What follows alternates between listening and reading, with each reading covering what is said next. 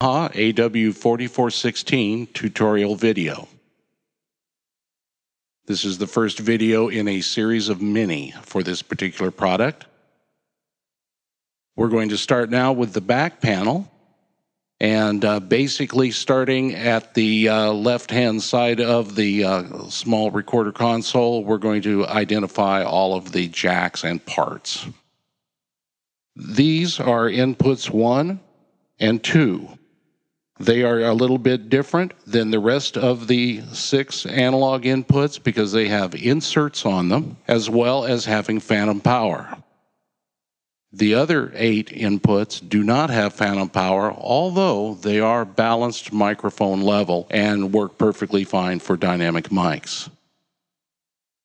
That covers from this part of the back panel all the way over to here.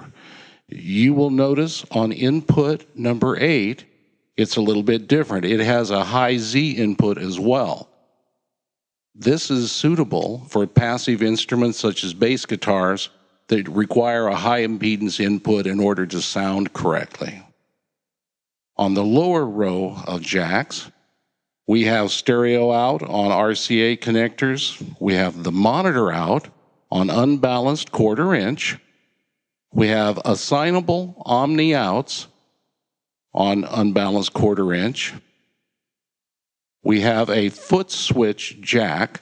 This foot switch can be used to operate the transport and essentially put you in and out of record if you need. Above that is the headphone jack. Next to it are the digital stereo outs. The only thing that goes to the digital stereo outs is the stereo bus. These are the main outputs, and it is a SPDIF format. Below the digital stereo outs, we also have the mouse connector.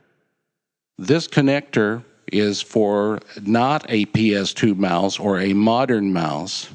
It's for an old serial mouse. It is the only one that will work in this particular connector. PS2 mice with an adapter will not work.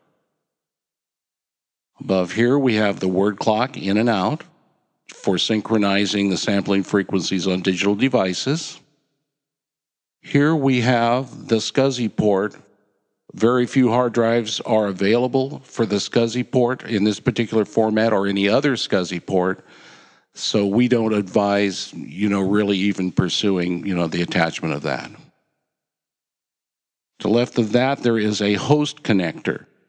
This is a DIN plug that takes a special 9-pin cable. Very few computers at this point actually have that type of connector on them. And this port puts out MIDI. Since the AW does not record MIDI as such, it's just for MIDI commands, MTC, that sort of thing. Below there, we have the traditional MIDI in, out, and through. The third jack is for MIDI timecode. If you are synchronizing the AW transport, playback, or record, either as a master or slave, for the timecode itself, it is preferable to use that particular jack rather than either the MIDI in or out. Below the physical input jacks, we have 2 card slots. As you can see, there's a TDIF card in slot number 1. These slots are for digital inputs and outputs.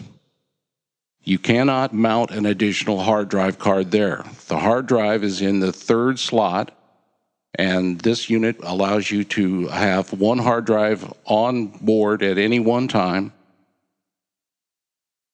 These are IBM TravelStar hard drives, 64 gig max, 4200 RPM.